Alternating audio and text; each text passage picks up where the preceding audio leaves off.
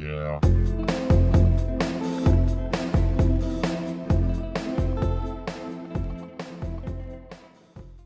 Still remaining in my political phase of art, I decided to experiment with sculpture, and of course working with missiles, I wanted like a totem missile.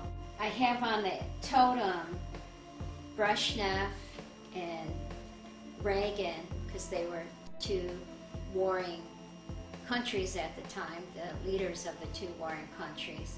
And they represented countries that were ruled by men and too much logic.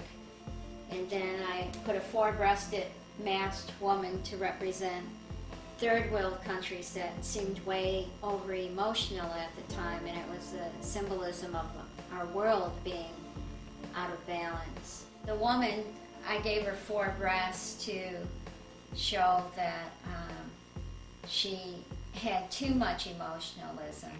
Emotion and feelings without some kind of logic can be as destructive as logic without emotion or heart. So at that time it just felt like the whole world was in chaos. I have these little figures of primitive man, how they fought with their little spears, and they could see each other eyeball to eyeball when they had to fight or kill one another. There still was heart feelings, emotions, pain.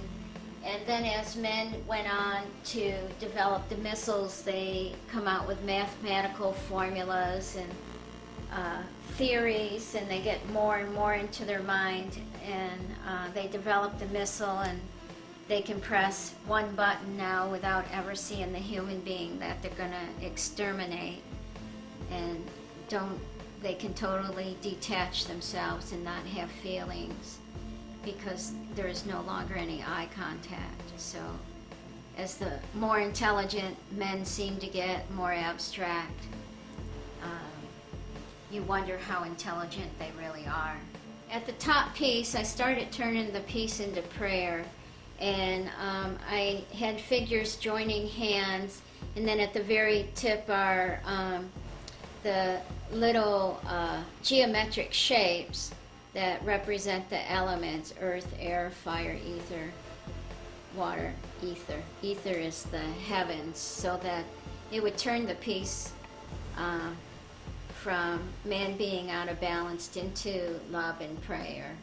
So it's a shamanistic type totem,